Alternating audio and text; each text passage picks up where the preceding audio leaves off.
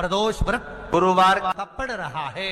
प्रदोष काल का दीप, प्रदोष काल की आराधना, प्रदोष काल की साधना और प्रदोष काल में परमात्मा का लिया गया नाम हमारे करोड़ों करोड़ों करोड़ों करोड़ों पुण्य को प्रबल कर देता है और हमारे पाप को छीन।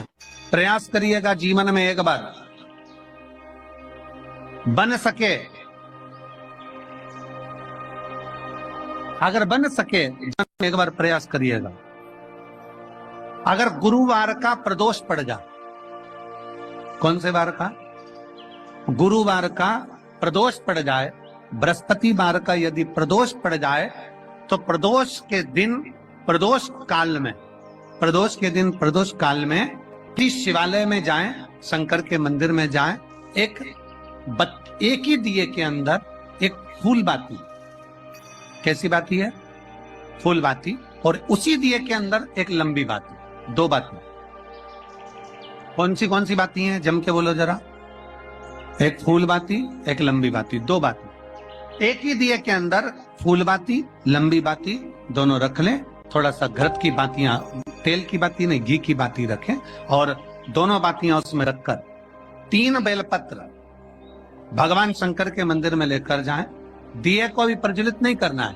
पहली बेलपत्र नंदीश्वर की जो ऊपर का भाग होता है, जिसको हम शिव तत्व भाग कहते हैं, नंदी के पीठ पर एक भाग होता है जिसको शिव तत्व भाग कहा जाता है, वो नंदी की पीठ पर जो भाग है वहां पर एक बेलपत्र समर्पित कर। दूसरा बेलपत्र आप जो माता पार्वती जी का, जैसे ये शिवलिंग है और ये गोल भाग है, ये माता पार्वती जी का हस्तकमल है, तो माता पार्वती जी का जो हस्तकमल है, इस हस्तकमल पर कहीं पर भी एक बेलपत्र आप समर्पित कर दें। और तीसरे नंबर की जो बेलपत्र है वो भगवान शंकर पर समर्पित कर दें। जो दिया आप लेकर गए हो मंदिर में, उसी दिए को नंदी और महादेव इन दोनों को दर्शन कराते हुए अगर मंदिर के अंदर लगाने दें दिया तो ठीक है, ना लगाने दें तो दीप को बीच में बस स्पर्श कराकर भले बाहर जाकर लगा दो, पर प्रयास करो वो दीप, वैसे तो बीच में नंदी और शिव के मध्य में वो दिया स्पर्श होना चाहिए। जैसे ये नंदी है और ये शिव है, तो इसके मध्य में दीप स्पर्श कर ले, भले उसको जलाने ना दें, पर स्पर्श मात्र कर अगर आपने एकांत में कहीं पर भी ले जाकर लगा दिया, उस दीप को जला दिया, तो गया हुआ कितना भी करोड़ रुपया हो, वो धीरे धीरे कर गया हुआ धन हमारा वापस आता ही। कोई खाकर भी बैठ गया तो देगा जरूर, वो धन आएगा जरूर, कैसे भी आएगा, पर अपनी संपदा वापस। कल भी कथा में कहा था कि मंदिर नहीं जा सकते तो उसकी चौखट का दर्शन करो, उसके दरवाजे के द्वारपाल वीरभद्र मणिभद्र और उसके चौखट पर भेटी है भाग्य देवी। शिव महापुराण की कथा कहती है, जो शंकर भगवान के, आप कभी अगर मौका लगे तो प्रयास करा करो कि शंकर के शिवालय में जब आप प्रवेश करें, शंकर भगवान के शिवालय में जब आप जल चढ़ाने के लिए जाएं, तो वहां जो मुख्य जो गर्भगृह की जो चौखट होती है, गर्भगृह की जो चौखट होती है, प्रयास करना चाहिए कि उस गर्भगृह की चौखट को प्रणाम करना चाहिए। और प्रयास ये भी करो कि गर्भगृह की जो चौखट होती है उस पर लात न रखते हुए आप उस चौखट को लांघने का प्रयास करा करो। चौखट को लांघ, गर्भगृह की चौखट को प्रणाम। अगर आपने दूर से भी शिखर का दर्शन करा है, आप दूर खड़े हो और आपको बाबा विश्वनाथ का दर्शन नहीं हो रहा है, आप दूर खड़े हो, आपको महाकाल राजा का दर्शन नहीं हो रहा है, आप दूर खड़े हो, आपको ओमकारेश्वर बाबा का दर्शन नहीं हो रहा है, आप दूर खड़े हो, आपको भीमा शंकर बाबा का दर्शन नहीं हो रहा है, आप बहुत दूर खड़े हो और मान लो आपको केदारेश्वर बाबा का दर्शन अंदर नहीं हो रहा है, बहुत लंबी लाइन में खड़े हो, तो बाबा की चौखट का अगर दर्शन कर लेते हो, उस पर ध्यान भी लगा लेते हो, तो भाग्य पलट कर ही रहता, भाग्य पलटता ही है। स्मरण किया होगा कि ये शिव महापुराण में पहले वर्णन करा है कि शंकर जी पे चढ़ा हुआ जल लाकर अपने दरवाजे की चौखट पर छीटो। सुना था कि नहीं सुना था? जम के बोलो जरा। सबने सुना था ना कि अपने दरवाजे की चौखट पर छींटो, अपने दरवाजे के अंतर्गत छींटो। उसका कारण क्या था? उसका केवल एक कारण है कि भगवान शंकर पर चढ़ा हुआ जल अगर थोड़ी सी भी रज लगकर आ गई, भगवान शिव का चढ़ा हुआ जल अगर हमारी चौखट पर, दुकान पर आकर अगर छिटक दिया तो कुबेर का भंडार मेरा महादेव भर ही दे। शंकर भगवान तुझे ना हार देंगे ना अंगूठी देंगे, पर शंकर भगवान तेरी किस्मत पलट दे। गुरुवार की प्रदोष पड़ती है तो शिव गंगा के स्थल पर निवास करते हैं। गुरुवार की प्रदोष शत्रुओं का नाश करती है।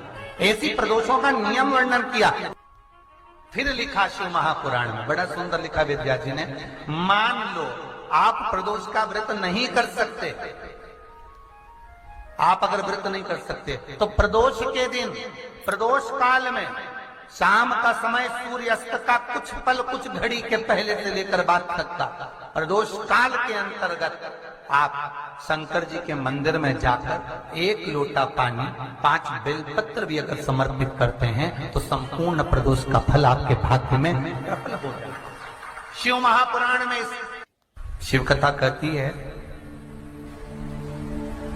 नंदी का एक पांव जो ऊपर होता है, आप लोग दर्शन करे होंगे शंकर जी के मंदिर में नंदी के, तो नंदी का एक पांव उठा हुआ होता है, एक पांव नीचा की ओर होता है।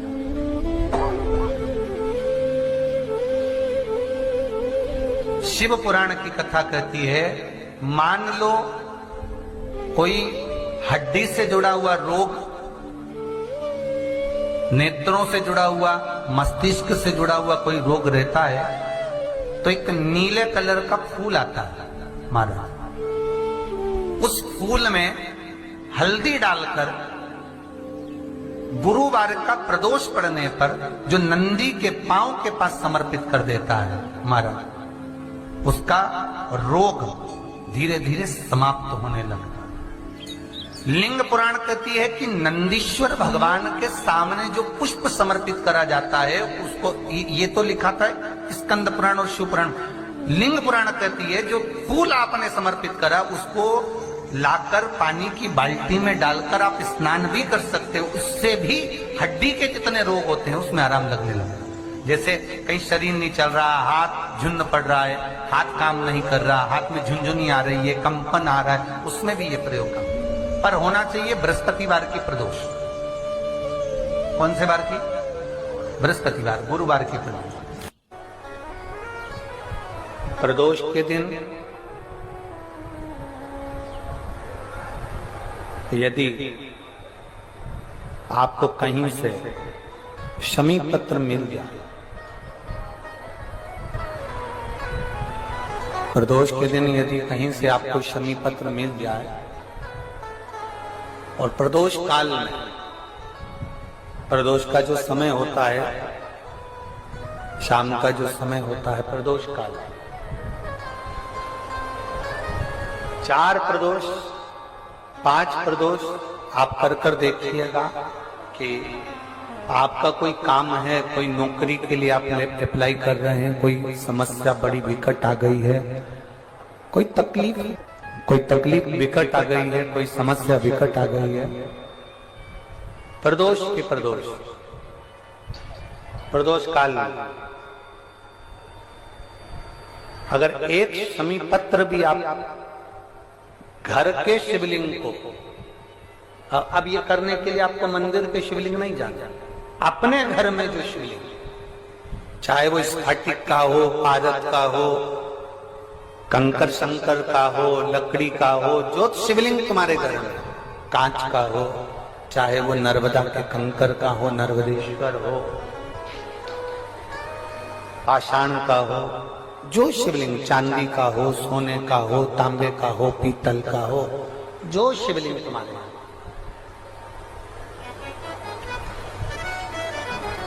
एक शमी पत्र यदि आप भगवान शंकर के शिवलिंग पर समर्पित कर रहे हो और उस शमी पत्र को उठाकर रात्रि को 9:15 की जो एक मुहूर्त होता है, एक समय होता है, जिस समय पर हम अपने मन की बात भगवान शंकर को कहते हैं।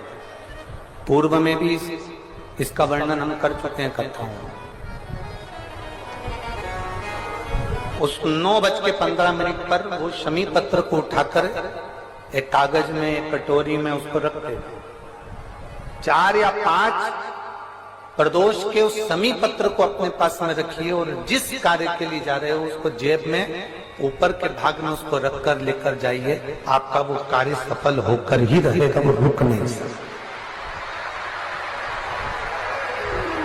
प्रदोष व्रत करने वाले को भोजन नहीं करना चाहिए, ध्यान दीजिए। फलाहार करो, उसमें भी नमक का सेवन मत करो। प्रदोष व्रत में नमक का सेवन वर्जित होता है। कारण, क्या कारण होता है? उसका एक कारण माना गया नमक की वर्जितता। जिस समय पर एक नगर में एक ब्राह्मणी रहती थी, बहुत भाव से सुनिएगा, प्रदोष व्रत, नमक को त्यागने का भाव। प्रदोष व्रत की किताब में भी मिल जाएगा आपको, आप पढ़ेंगे तो सुना होगा आपने। एक ब्राह्मणी रहती थी एक नगर में, उसका पति नहीं था।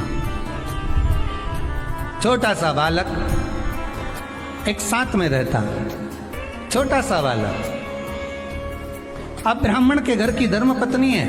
ब्राह्मण कर्मकांड करने वाला, पूजन करने वाला, पाठ करने वाला, अनुष्ठान करने वाला, पूजन करने वाला, मंत्र जाप करने वाला, भगवत भक्ति में डूबने वाला। ब्राह्मण तो चले गया, ब्राह्मणी बच्चे के साथ रह रही। क्या करे वो? अकेली निवास कर रही है, अकेली रह रही है। और ब्राह्मणी बच्चे के साथ भ्रमण करती रहती, घूमती, कहीं कहीं दर दर जाकर कुछ भिक्षा को मांग कर लेकर आ जाती। और भिक्षा लाने के बाद में उस भिक्षा को जब लेकर आती तो अपने बच्चे को भी खिलाती और स्वयं भी उसका पान करती। एक दिन ब्राह्मणी भ्रमण करते करते प्रदोष काल के समय पर शिव मंदिर में प्रवेश करी। प्रदोष काल के समय, और शंकर मंदिर में जब प्रवेश करा, प्रदोष काल किसको कहते हैं? सूर्य अस्त हो रहा हो, रात्रि प्रवेश कर रही हो, दोनों का जब मिलन हो रहा हो वो प्रदोष काल कहलाता। दोनों का जब मिलन हो, सूर्यास्त हो रहा हो, रात्रि अपना चरण बढ़ाने के लिए आगे बढ़ रही हो और दोनों का जब मिलन हो रहा है, वो प्रदोष काल है, वो प्रदोष का समय है। ब्राह्मणी मंदिर में प्रवेश कर रही। जब ब्राह्मणी मंदिर में प्रवेश करी, मंदिर के अंदर पहुंची, प्रदोष काल का समय था, प्रदोष का समय चल रहा था।